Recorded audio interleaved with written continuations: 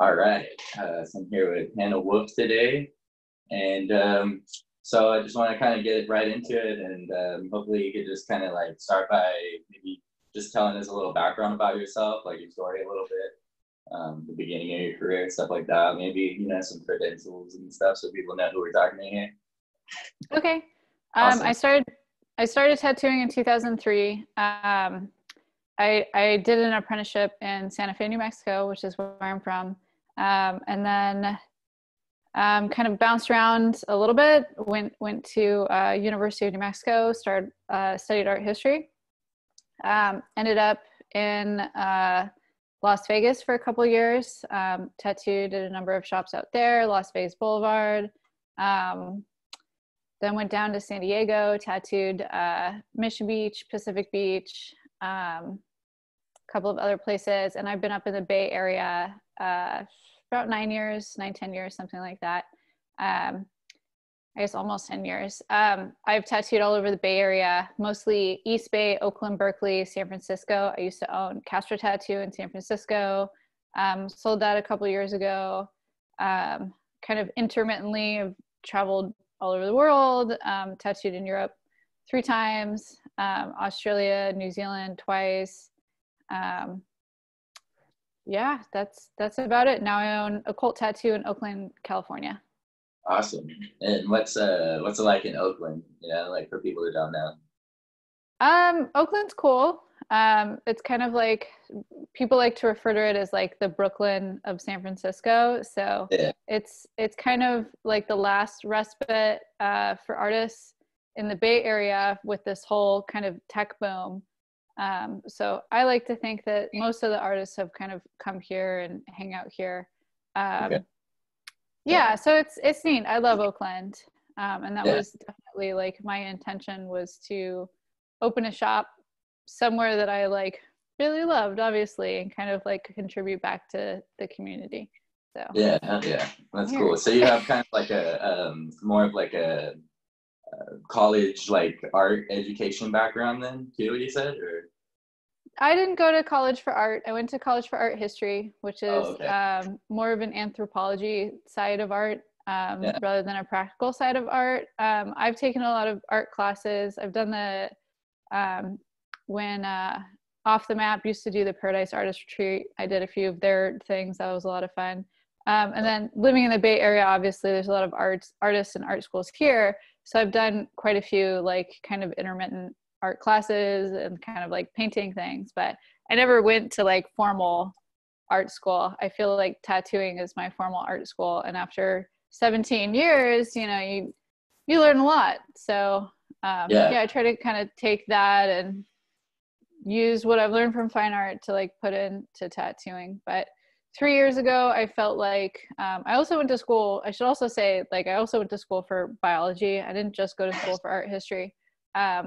So I always loved science and kind of like had like an affinity for figuring things out, you know.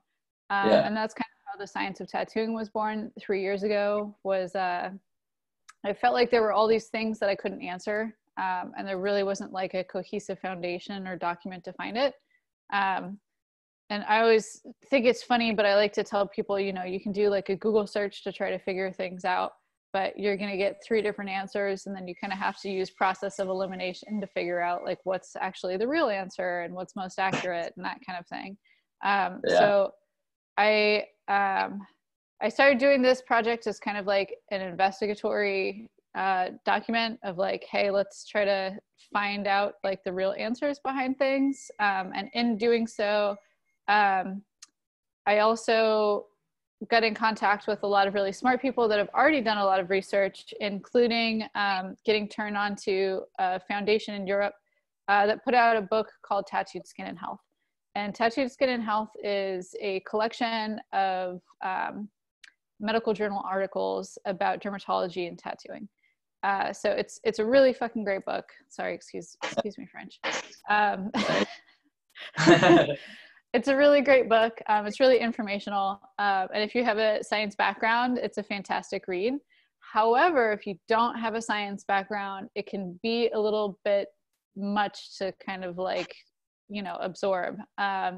So in writing my book, I wanted to have something that was a little bit more foundational, like as a practical document for the tattoo industry, because a lot of tattoo artists are not also academic. A lot of tattoo artists didn't even graduate from high school. You know, I didn't graduate from high school. I got my GED. It just, you know, That's we a good kind point. of like, yeah, we live in this culture of, you know, pirates, of people that kind of want to like do things at their own pace, their own style. And that doesn't typically fit into like the typical education system. So in writing this book, I wanted to give people like more of a foundation into physiology and chemistry to understand like what's actually happening in the body during the tattoo process. So yeah, I mean, I just started, you know, selling actual copies of it. You know, the ebook's been out for a couple of months. So yeah, I'm really excited to get feedback and see what people find useful or unuseful. And I've already found a couple typos. So yeah, it happens, right? But yeah, you know, it's self-publishing. yeah, okay, yeah. Well, I mean, I personally read it, you know, just because I wanted to be a little bit prepared going into it or whatever, you know. And I thought it was really good as far as like information wise, you know. Like I went to like EMT school after high school and took some anatomy physiology. So it was interesting though, because back then I was like learning in a way that like it was all directed about like things that weren't tattoo related or stuff I was really interested in. So it wasn't as like, it didn't stick with me as much, you know. But going back through it, I was like, okay, I remember a lot of this, you know, from biology, but having it applied to tattooing was really interesting, you know. Like it gave it a different I don't know, like a different place in my mind now where like it all makes sense a little bit more too. And applying it to tattooing just made it's more interesting to me, you know. So it was a good read. There's a lot in it, you know. So I if I suggest to other people, I'm gonna tell them, you know, probably break it up into pieces too, right? Because it's not something to absorb overnight, probably, you know, because there's a lot of like scientific terminology and stuff in there, you know. But yeah, I really am interested though in like the process. It seems like you had some help kind of putting it together. Is there was there like some other people that were involved with it or something? You said it was like kind of peer reviewed or something like that, right? Yes. So I directed the project, but I didn't write this book. So I hired PhD bioengineers and people with master's degrees and a medical doctor to write this book. And then I did a peer review process with a couple industry professionals, so tattoo artists. I had a couple of scientists that work with the Association of Food and Drug Officials do peer review for me because, you know, they're kind of like industry experts as well. They work with regulation on like tattoo pigments and all of that kind of stuff. And then they come from a scientific background. So they were really crucial in being part of this project. And then I think I had another doctor or she's a physician's assistant. Yeah. So she went through and kind of like, I had her to be like an expert peer reviewer for like the contraindications and kind of more of the medical side toward the end of the book. That's really interesting chapter. Yeah. And then I had two editors work on this project for me. And then I worked with an illustrator who did a lot of the scientific illustrations just to kind of make everything cohesive. And when I started the project, I wanted to do all the illustrations myself.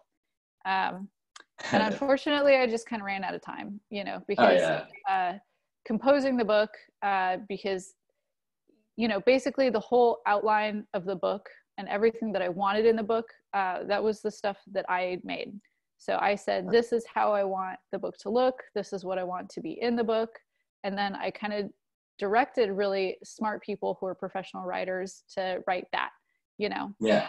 So I had a lot of help. That's a really good way to do it. That's really smart. I like that. Yeah. It takes a lot of people to get a book out, which is why most people go through a publishing company to do this kind of project. I didn't want to go through a publishing company for two main reasons. The big one was that I wanted this project to be the way that I wanted it to be. because I didn't want a big publisher kind of like hovering over saying, you can do this, you can't do this, you know, we need this, people won't read this, because there's no publishing company out there that's going to know the tattoo industry better than us tattooers. And then the second thing was that I wanted full control over the copyright information of this book, because ultimately I want the company to be a 501c3 nonprofit, because I do want to try to help teach. And the big thing is that it's only a matter of time before the tattoo industry becomes federally regulated, which means it's only a matter of time before we start to see some kind of state board regulation for licensure. And if that happens, we all need to have a hand in it as tattoo artists. And it doesn't matter if the tattoo industry doesn't want it, it's going to happen.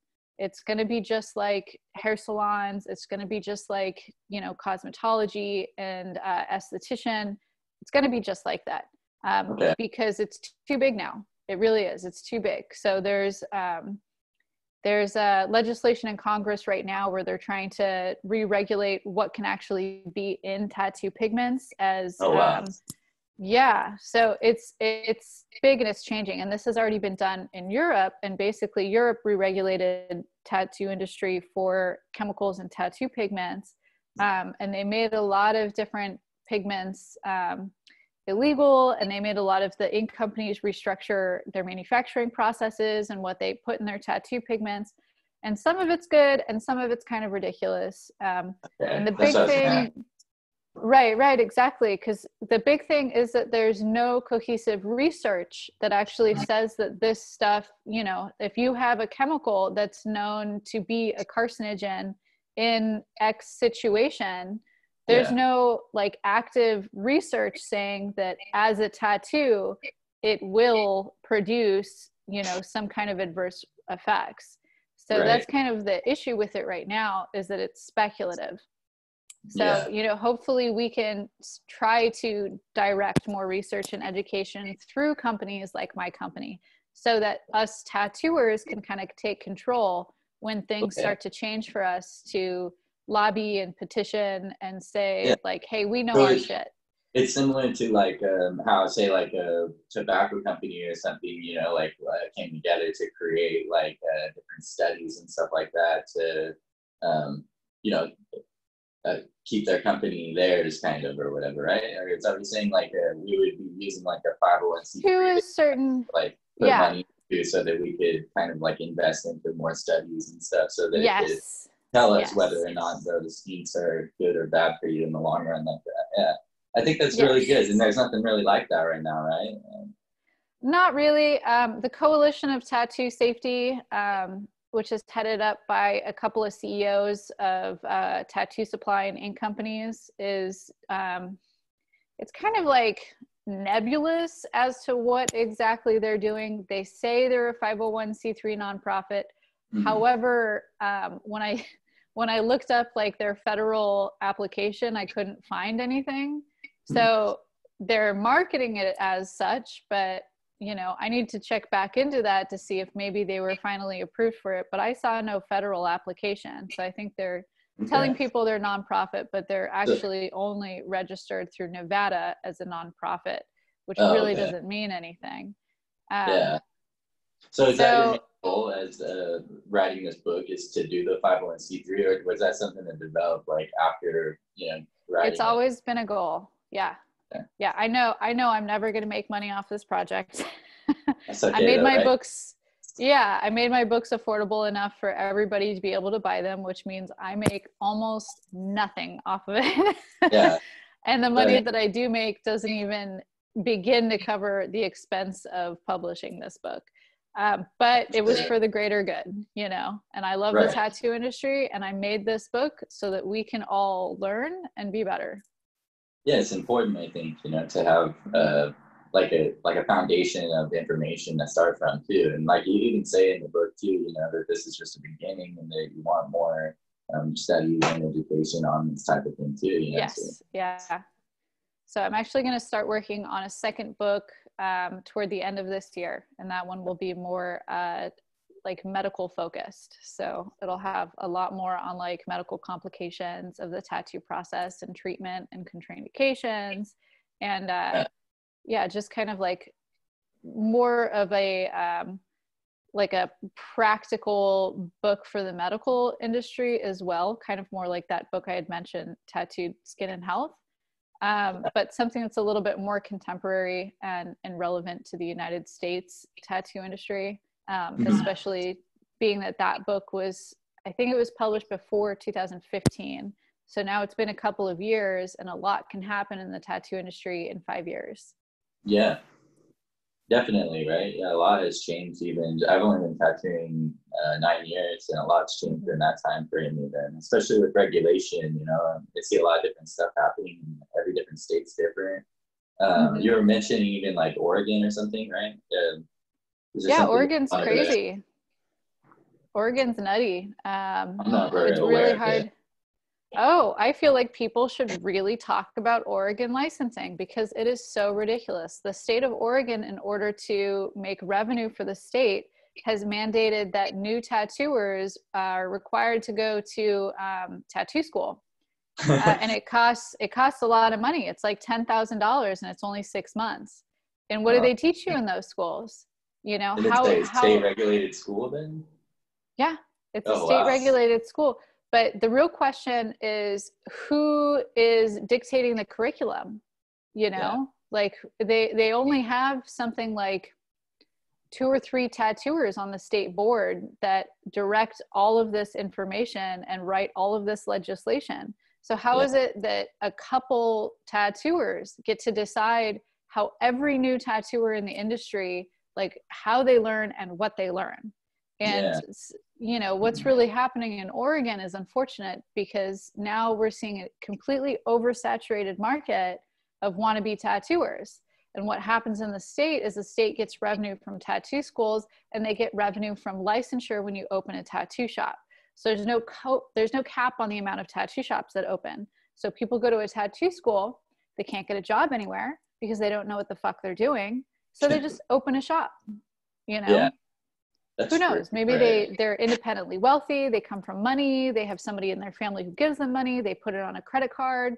Who knows? Yeah. But the state does it and allows it because the state makes revenue from it.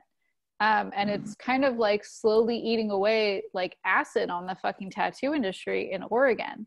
And unfortunately, what I've seen, because I've worked in Oregon a lot and I have an Oregon license, is that the quality of tattooing and the cost of tattooing has really started to degrade. Because why would anybody get a good tattoo when they can just go down the street and get a $40 tattoo that takes 2 hours? You know, it's crazy. It's crazy to me. I was able to get my license there through reciprocity, which means that I had to prove that I had, you know, tax returns and I had tax returns and I had licensure from other states. And then I had to go and take their test. And like I said, I've had this publishing company I've been tattooing for 17 years.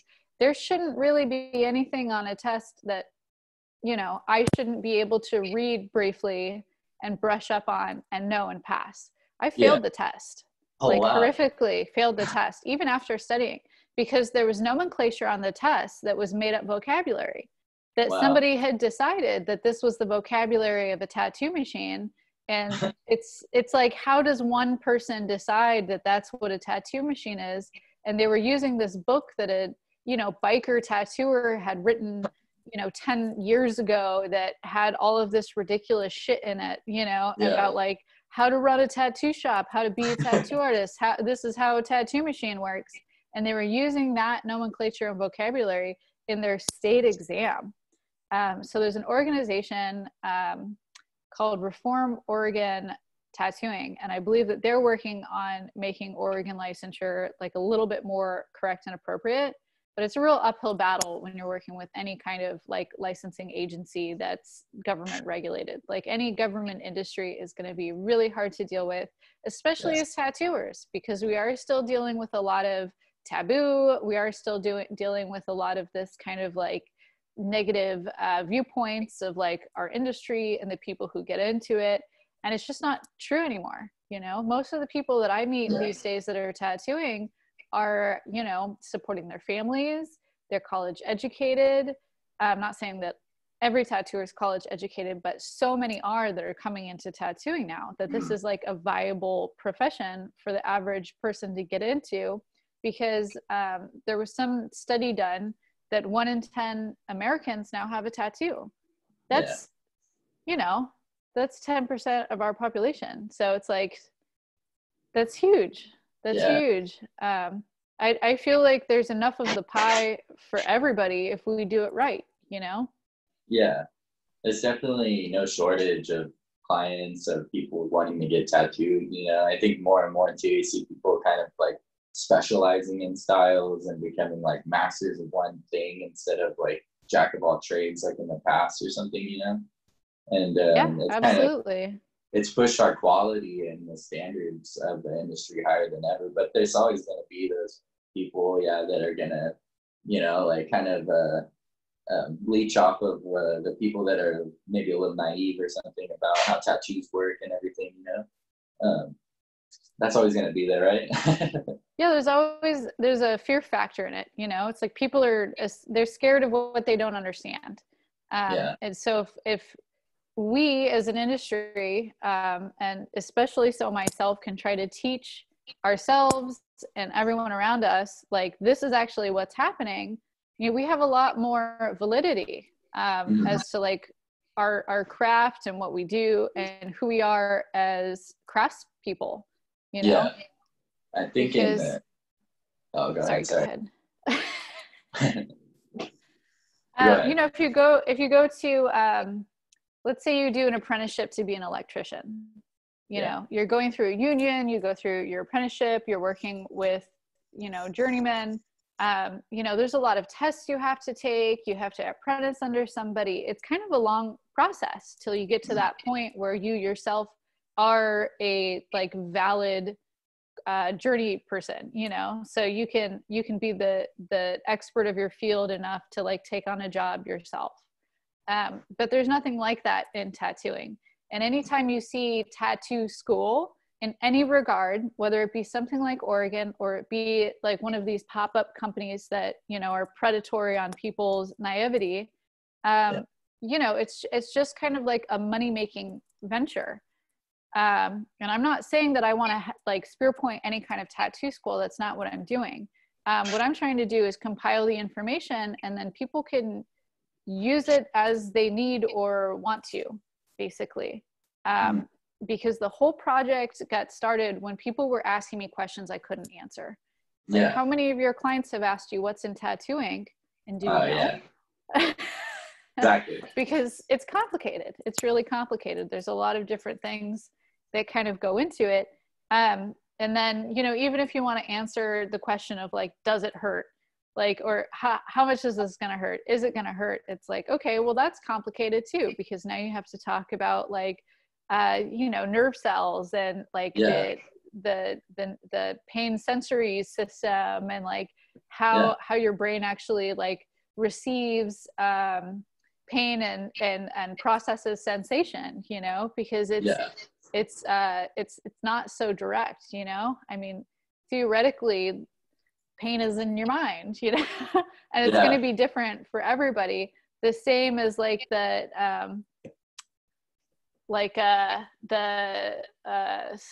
neuroscience of understanding color, you know. So those were things I really wanted to put in the book, because it's important for people to understand that we only see prime colors. We only have receptors for primary colors.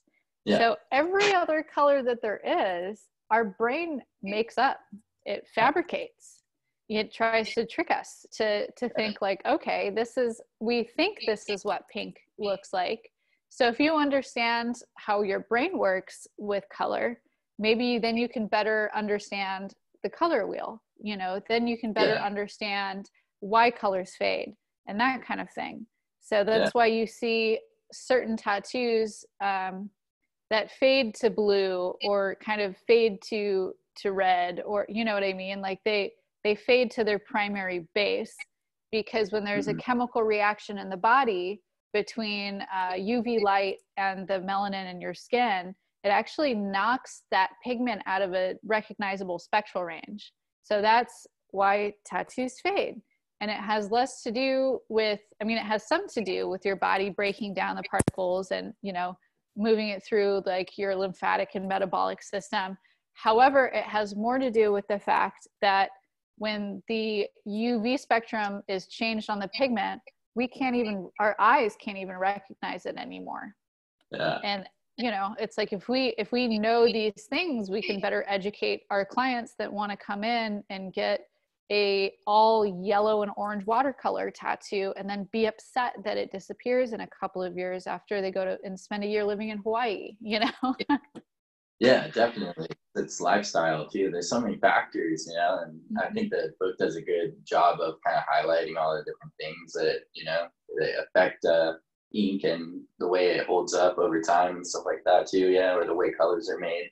It's very interesting. I think it's important because it's like the beginning is of any kind of regulation, like what we're talking about, you know, is all knowledge and having like a foundation of knowledge that everyone kind of agrees on and stuff too. And so I think that's part of that, you know, it's like forming that federal regulation that we can all agree on and stuff too, you know, it's having like just the information in general we agree on, you know, because it's like you said, like there's like a book with the old bikers, you know, like there's all these different mentalities, and then you have like Oregon style regulation versus like Idaho, where Idaho doesn't have any regulation and you can just tattoo out your hand, you know? So it's like we have no standards across the whole country. And but that's the beginning, is like knowing what to standardize, I guess, you know. Yeah, and there are a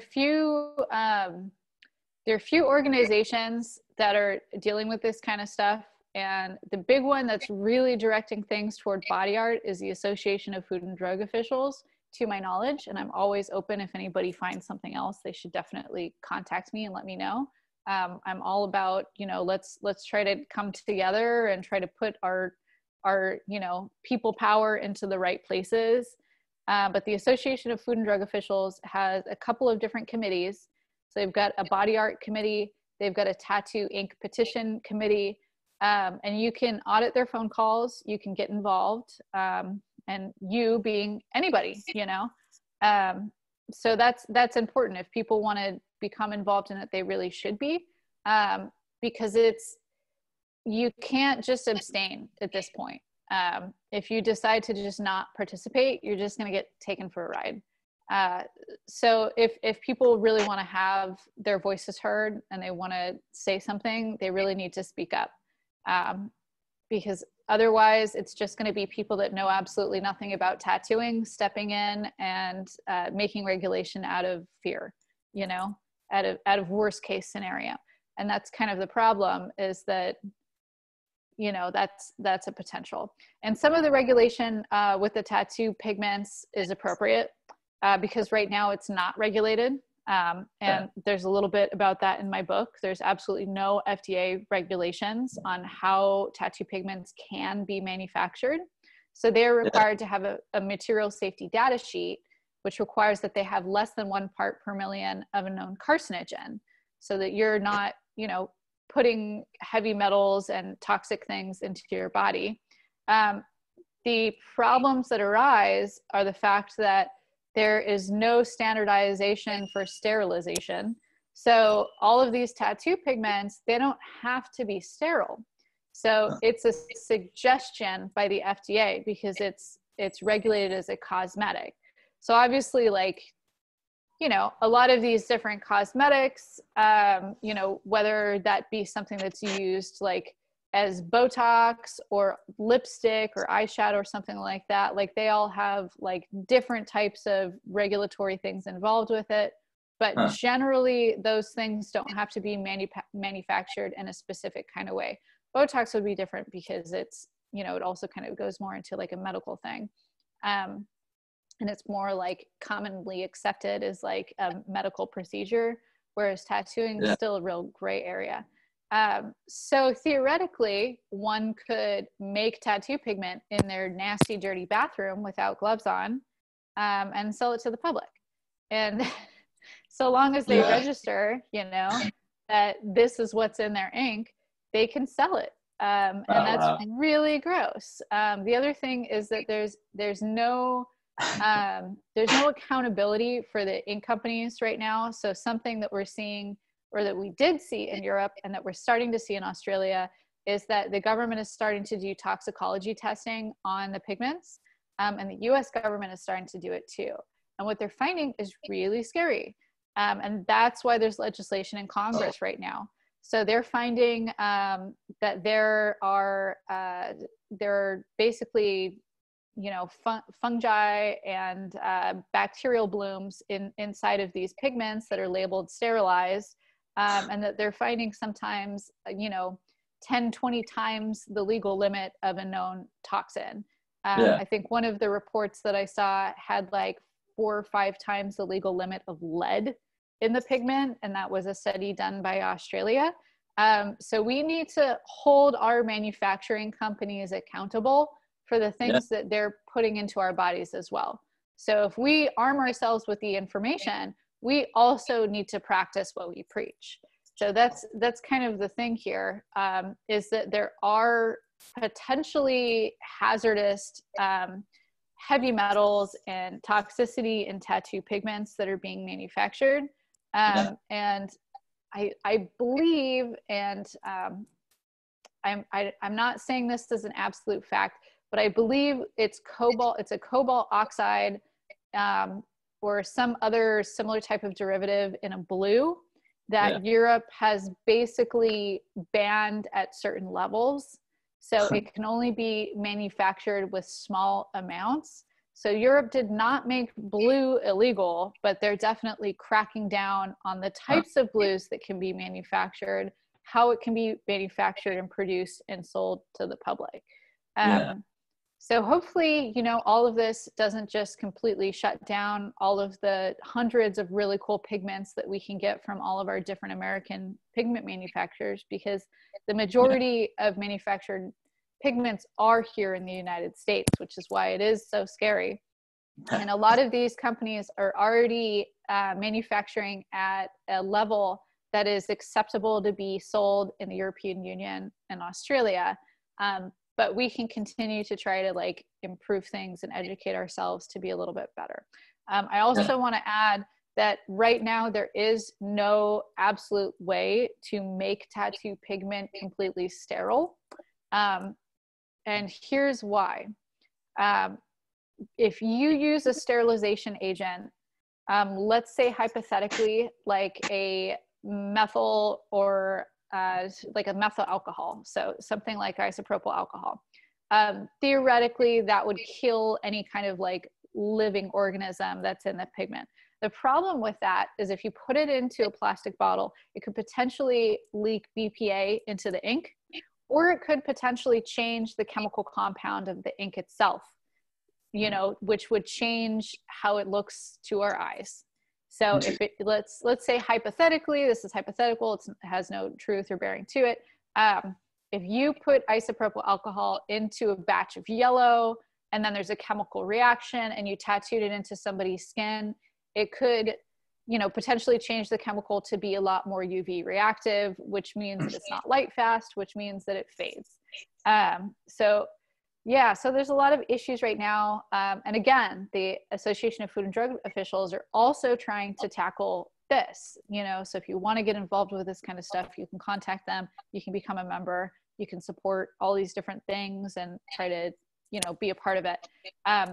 So there are a couple different, you know, proposed things of like potentially using glass bottles or something else. So also in my book, I talk about cobalt irradiation for sterilization, which kills all of the adult organisms, so that the fungi and bacteria.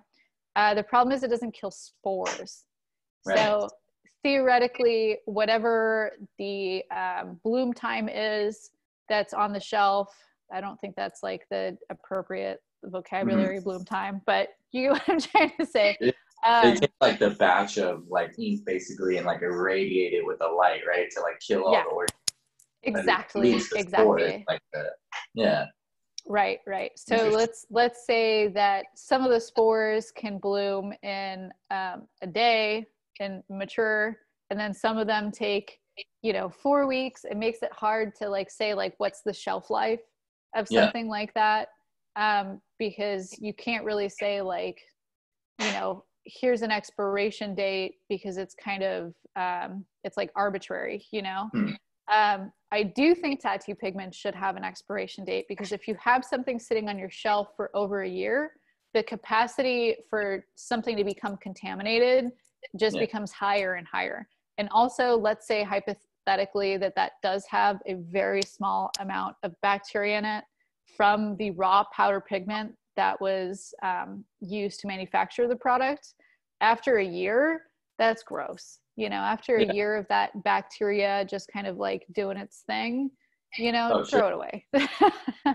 So always a lot of that stuff, you know. And always pay attention. My health department doesn't even really, you know, they just look at expiration dates and paperwork that I filled out, you know, and then you pay your $500 license fee every year.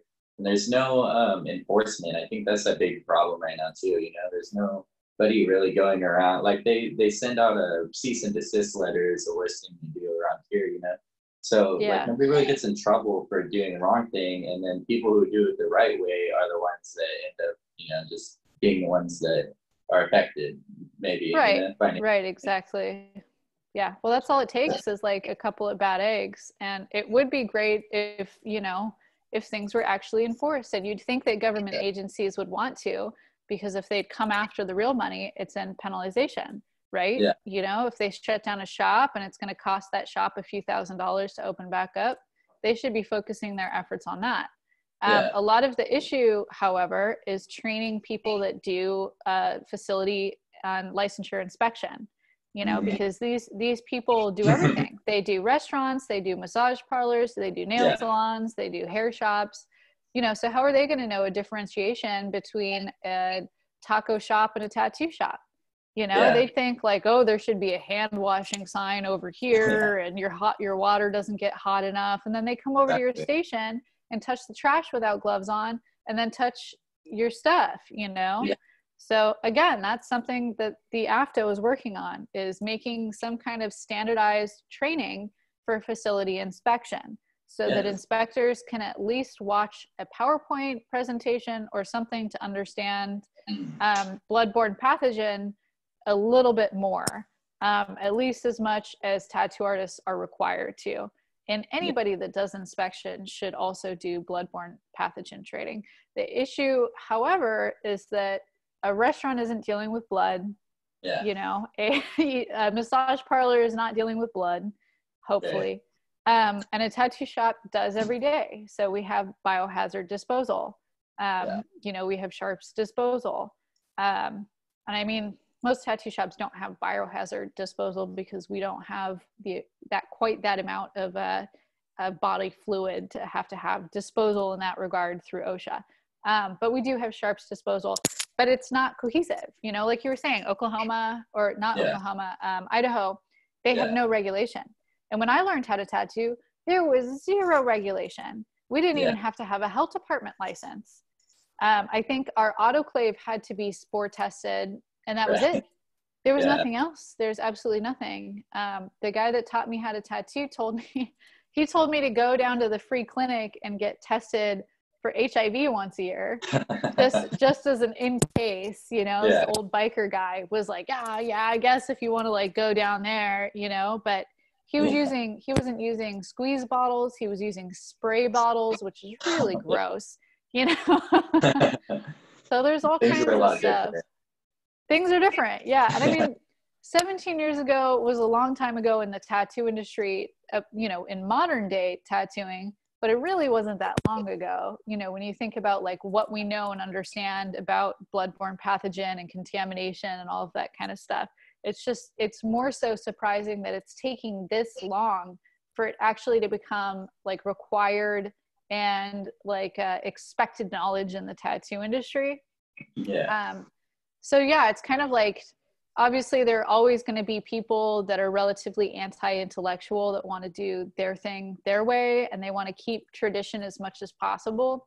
But there's keeping tradition, and then there's public health and safety. So real quick, I'm going to talk about pigments like Waverly and Talons, because they're not tattoo pigments. And I know people love Waverly and Talons, and that's okay. But again, it's not tattoo pigment. So there are a few reasons why you should stop using something that's not a registered, you know, cosmetic tattoo pigment. The main one being is that even though these other companies try to go through sterilization processes like Cobalt irradiation, something that's made as an art store pigment for painting absolutely does not. And if you go to these companies' websites, they have disclaimers and disclosures that say this is not a tattoo pigment. Do not buy this for tattooing. And frankly, the fact that tattoo supply companies still sell Talons and Pelican and all these other companies almost like tattoo pigment is kind of insulting to us as a tattoo industry. The other thing is that we don't know what the fuck is in it because they're not required to have a material safety data sheet. So you could be putting carcinogenic, toxic chemicals and bacteria delivered directly into your client's bloodstream.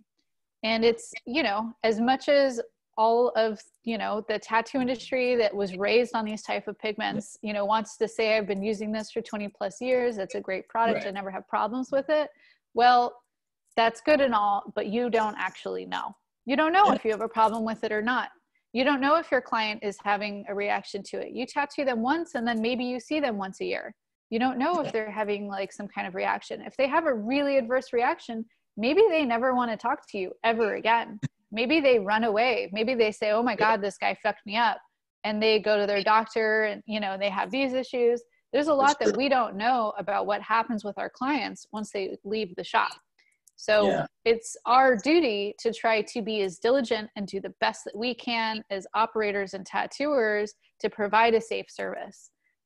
So if you're using a pigment that's not actually manufactured and sold as a tattoo pigment, keep that in mind. It's not necessarily illegal if your client doesn't have a reaction, but you could also be under some kind of legal liability if there is some kind of recordable reaction. So if your client does have some kind of ongoing dermatitis reaction to something that wasn't a tattoo pigment, and somehow they can prove that you used Talons or Waverly or etc., who knows what the fuck ever people are using, you could lose everything.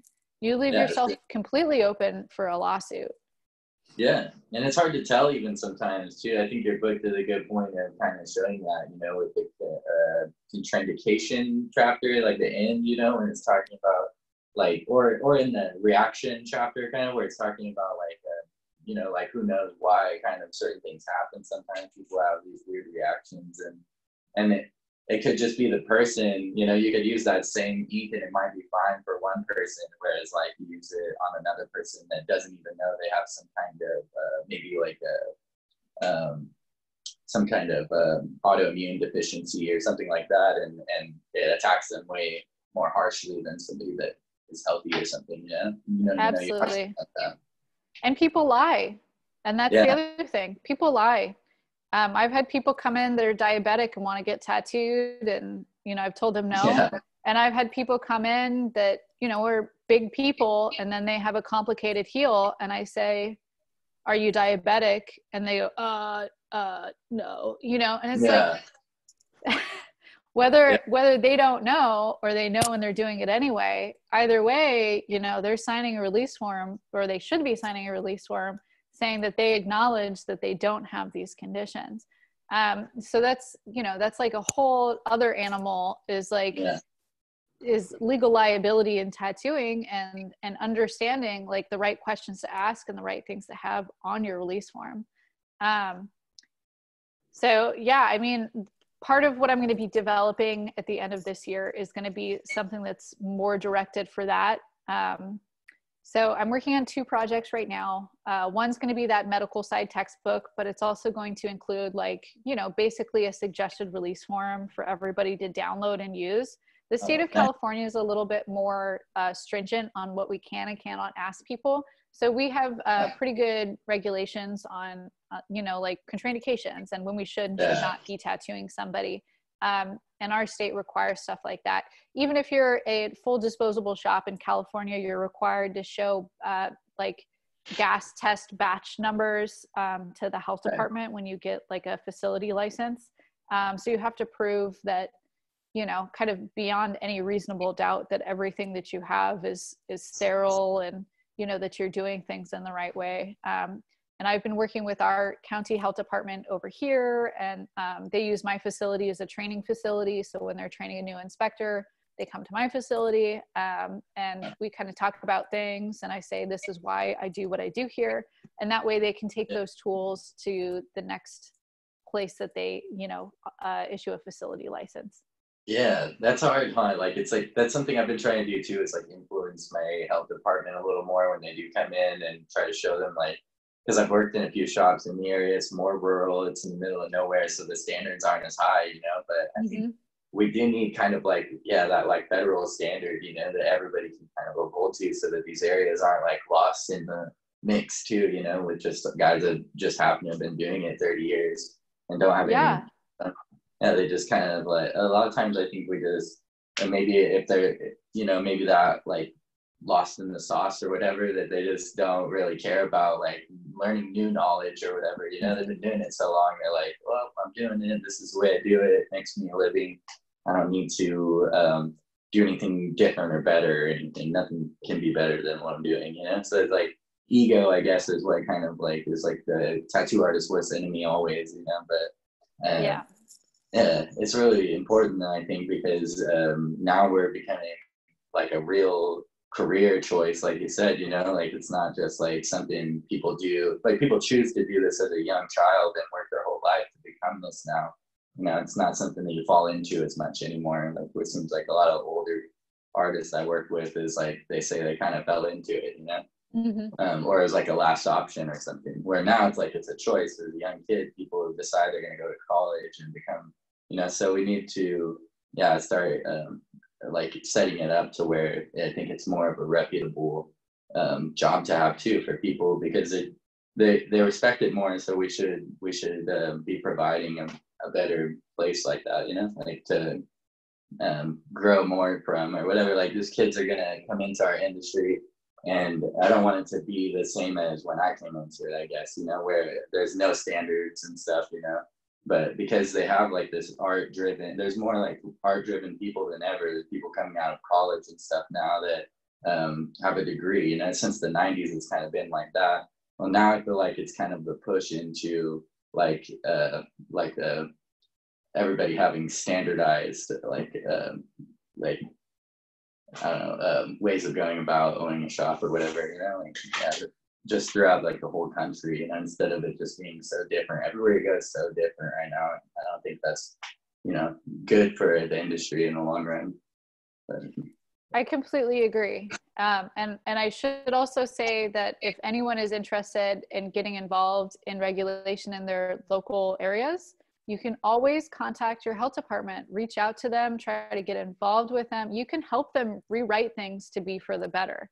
I had friends in San Diego that helped write the code for San Diego before the state of California passed a law that regulated the entire state. And that's kind of the other issue, is that if there's no kind of like federal code, you know, each state is subject to whatever each county or township, you know, wants to participate in.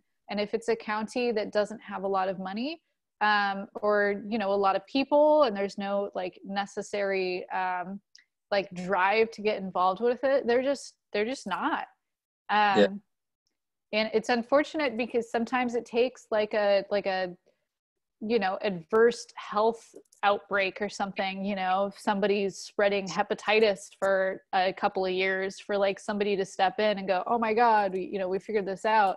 And that's why so many states had illegal tattooing for so long. South Carolina, New York, and Massachusetts.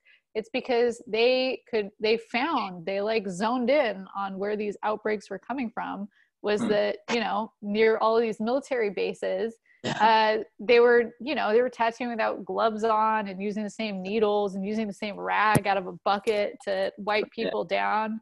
And it had less to do with it being a counterculture, and it had more to do with the fact that the states just couldn't deal with it, you know? So they were like, no, we're not going to have it here at all. It has to, and that sucks because then it all has to be pushed underground. So that's kind of the fear with the tattoo inks, or that if we can only have marketed tattoo pigments that are approved color additives by the FDA, which right now is food safe color additives. So it's basically vegetable dyes. So if we can't petition to get acceptable, color additives through the FDA, we're going to be left with like a very limited amount of ink. And this is something that the ink industry is, through the Coalition of Tattoo Safety, are fighting a lot right now, doing lobbying in Congress, is they're basically trying to say that it's going to, because it costs money for every pigment that you want to petition to the FDA, I don't know what the price could be. It could be $5,000. It could be $100,000. It just depends on what the FDA is going to require for their own testing and approval process.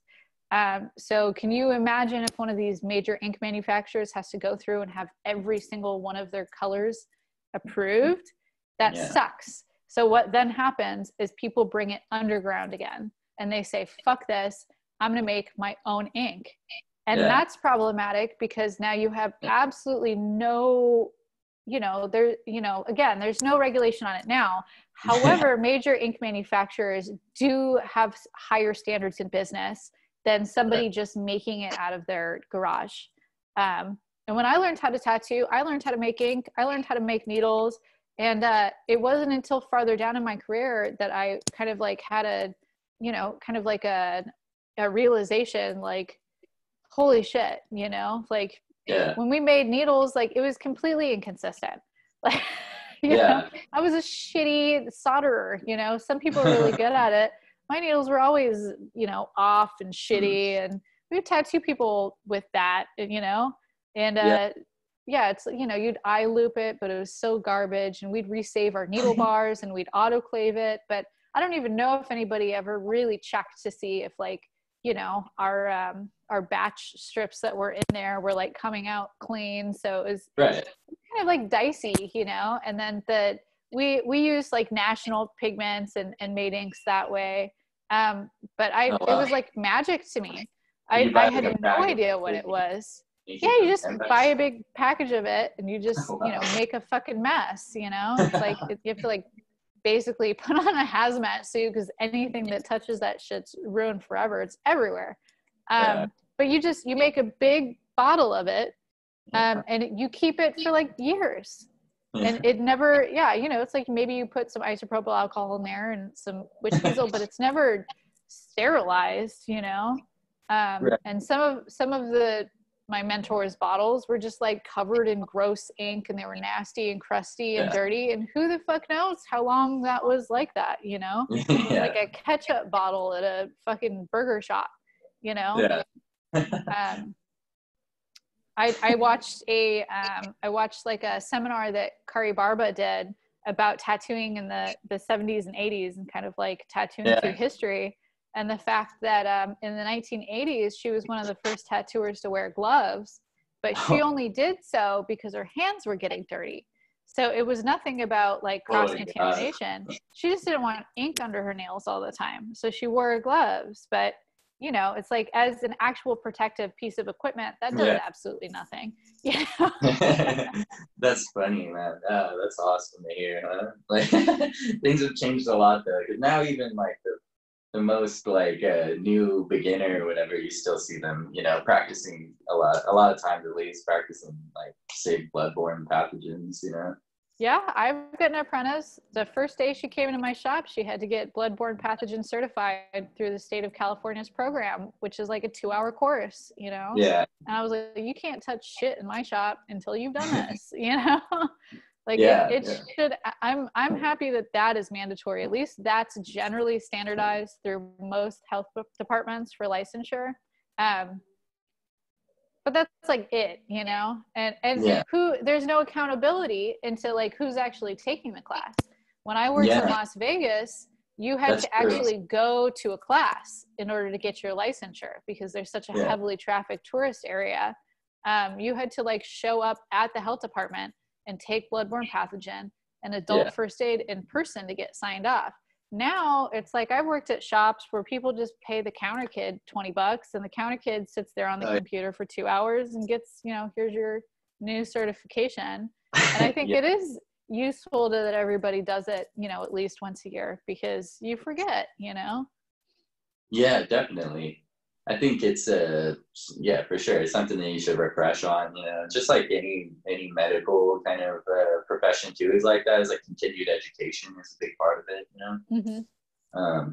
And people do that with like the art side of things, but maybe there is more to be said about like becoming more educated on the medical side. And yeah, like even like this book does like the chemical side and that stuff too is really interesting. I think, you know, something I never really thought about before going into tattooing.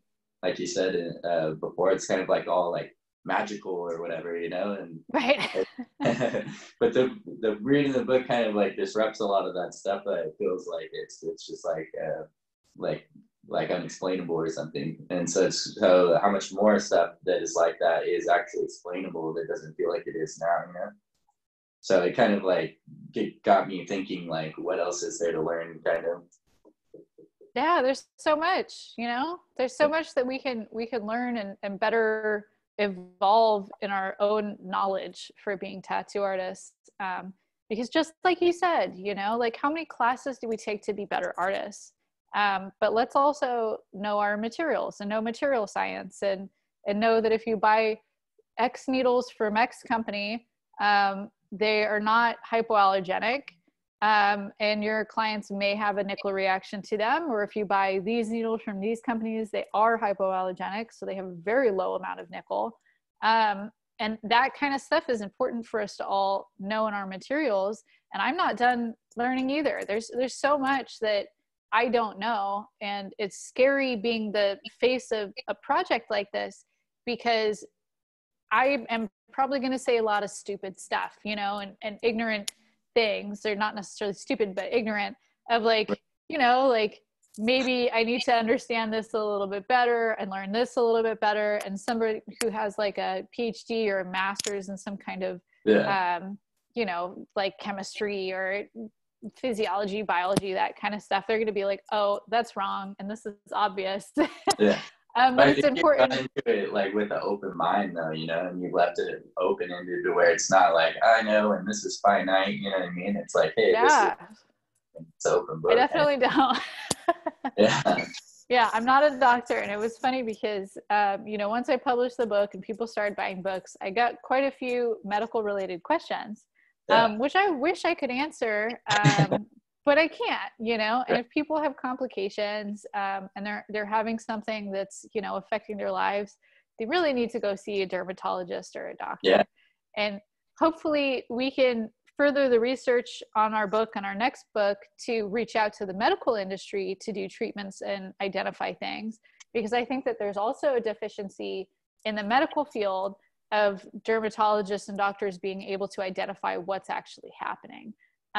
So a lot of them will just, yeah, you know, a lot of them immediately say, you know, allergic reaction, or, you know, a bacterial reaction. Yeah. So sometimes it can be a lot more complicated than that, kind of like what you were saying with autoimmune disorders. Sometimes, you know, doctors need to know that there are all these other things involved in it. And some of them do. Some of them are kind of going above and beyond to participate. I definitely consulted with a doctor who went all the way to Europe to, you know, be a part of their symposium. And she's a dermatologist and she wanted to learn more about like tattoo treatment.